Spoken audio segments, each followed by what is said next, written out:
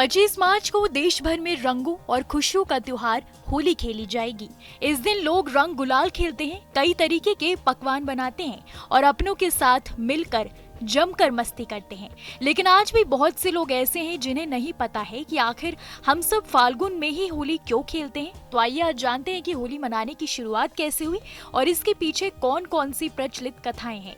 होली की सबसे प्रचलित कथा में से एक भक्त प्रहलाद की कथा है। भक्त प्रहलाद भगवान विष्णु के बहुत बड़े भक्त थे। उनके पिता हिरण्यकश्यप को अपने बेटे की ये भक्ति बिल्कुल पसंद नहीं आती थी।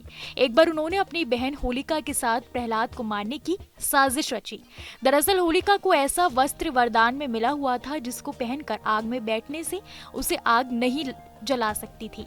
यही वस्त्र पहनकर होलिका प्रहलाद को लेकर आग में बैठ गई। भगवान विष्णु के आशीर्वाद से प्रहलाद को कुछ नहीं हुआ और होलिका आग में जल गई।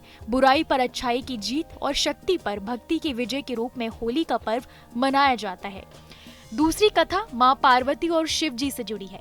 धार्मिक मान्यताओं के मुताबिक माता पार्वती महादेव से विवाह के लिए कठिन तपस्या कर रही थी। भगवान शिव भी अपनी तपस्या में लीन थे। शिव जी और मां गौरी के पुत्र के हाथों राक्षस तड़कासुर का वध निश्चित था। ऐसे में भोलेनाथ और माता का विवाह होना बहुत ही जरूरी था। तब इंद्र और अन्य देवताओं ने मिलकर कामदेव को शिव जी की तपस्या भंग करने के लिए भेजा। कामदेव ने शिव शंकर की तपस्या भंग करने के लिए उन पर पुष्प वार छोड़ दिया। इससे शिव जी की समाधि भंग हो गई और उन्होंने क्रोध में आकर अपना तीसरा नेत्र खोलकर कामदेव को भस्म कर दिया। लेकिन शिव जी की तपस्या तो भंग हो चुकी थी। तब देवताओं ने उन्हें पार्वती जी के साथ विवाह करने के लिए राजी कर लिया। वहीं कामदेव की पत्नी रति ने अपने पति को दोबारा जीवित करने की प्रार्थना की। तब रति को अपने पति के पुनर्जीवन का वरदान मिला। वहीं शिव जी और माता पार्वती की विवाह की खुशी में देवताओं ने इस दिन को उत्सव की तरह मनाया। कहते हैं वो दिन फाल्गुन पूर्णिमा का ही दिन था।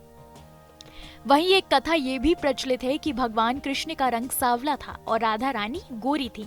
इस बात को लेकर अक्सर कान्हा अपनी मैया यशोदा से शिकायत करते थे कि वो क्यों गोरे नहीं है। इसके बाद एक दिन यशोदा जी ने भगवान कृष्ण को कहा कि जो तुम्हारा रंग है उसी रंग को राधा के चेहरे पर भी लगा दो, फिर तुम दोनों का रंग एक जैसा हो जाएगा। फिर क्या था, कृष्ण अपनी मित्र मंडली ग्वालों के साथ राधा को रंगने के लिए उनके पास पहुंच गए। कृष्ण ने अपने मित्रों के साथ मिलकर राधा और उनकी सखियों को जमकर रंग लगाया। कहते हैं कि तब से ही रंग वाली होली की परंपरा शुरू हुई।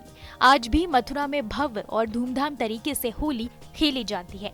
कैसी लगी आपको हमारी ये जानकारी, हमें कमेंट बॉक्स में जरूर बताएं। बाकी धर्म कर्म से जुड़ी तमाम जानकारियों के लिए सब्सक्राइब कीजिए हमारा डिजिटल चैनल और देखते रहिए न्यूज नेशन स्तुति।